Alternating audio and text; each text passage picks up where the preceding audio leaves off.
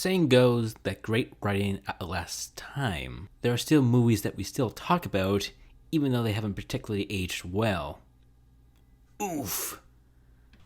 But excellent writing can make us look past this and see the deeper meaning, such as plenty of classic Doctor Who. Davros, if you had created a virus in your laboratory, something contagious and infectious that killed on contact, a virus that would destroy all other forms of life, would you allow its use? This episode has an interesting backstory about it. For one, it's one of the only stories from the Second Doctor era that exists in its full form. Yeah, during the 60s, the BBC had a habit of trashing the old episodes because no one thought anyone would want to rewatch these episodes. Thanks to that, whole shows have been erased from existence, and a whole lot of hard work has been thrown down the toilet. If they didn't throw these episodes away, they could have made a good buck on them. So, good job, BBC. Another thing, it's the only Second Doctor story with the Cybermen that has all its episodes in its entirety. So this serial is special in a few ways. This serial was found in Hong Kong of all places. Thank you to whoever preserved this serial. Welcome to the Hall of MVPs. To say that people were happy when these episodes were found would be a bit of an understatement. One of the most beloved serials rediscovered so fans can enjoy it, viewers can watch it and see what the older fans watched back in the day, but is it as good as people say it is? Does it hold up after over 50 years? Or has time weakened these episodes? Well, let's open some tomb doors, mess with things we don't understand, and blast our way into this. Now, classic Doctor Who isn't known for having particularly great sets. Granted, this show was made in the 60s, so a lot of this can be excused, and plenty of the sets do look good for the time. It's just that they don't look good anymore. But the aforementioned Tomb of the Cybermen is the big exception to this rule. The actual tomb is amazing, a chilling atmosphere. The Cybermen symbols across the tomb do bring you in. These symbols do give the feeling that this is a tomb, like this is where the last remains of a people are. Not to mention the traps in this building, adding more and more to the unsettling factors. The other room also establishes lore about the Cybermen. The charging room is quite fascinating. The Cybermen don't eat or sleep, so you wonder how they get power, and the explanation given makes sense. Plus the fact they made it look like a sarcophagus adds a more frightening nature about this place.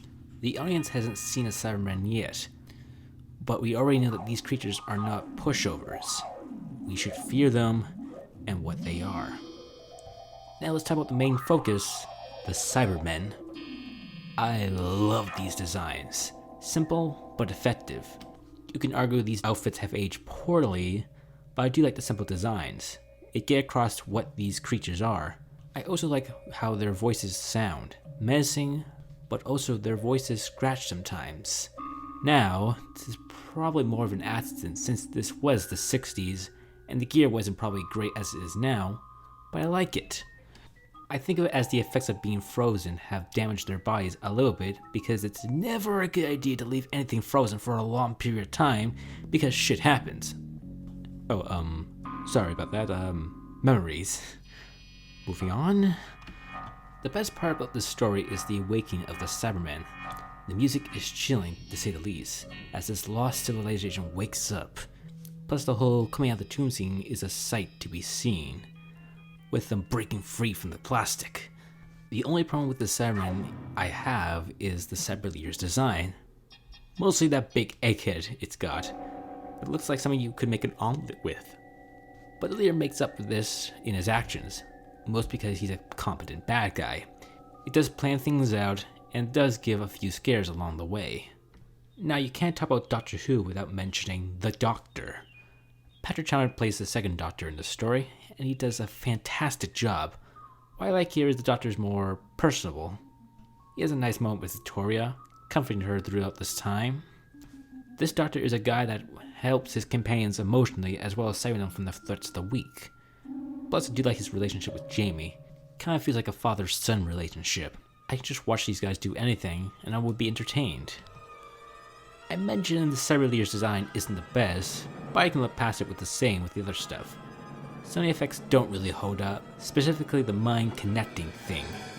It just looks stupid. Some of the acting is a bit hammy as well. This doesn't distract from the moment, but you might mistake this for a different kind of show. Now, this all should be taken lightly, mostly because it's the 60s and how things were done differently back then. So in conclusion, Tomb of the Cybermen is an amazing story within the long lineup of the show. If anyone wants to get into classic Doctor Who, I would recommend this story. It's great in numerous ways, from the Cybermen itself, the location, and the character of the Doctor. It does have its faults, but that's more with the limitations of the time, something that couldn't be controlled. It's a great story, which fans will always come back to. And that's why Tomb of the Cybermen is fantastic.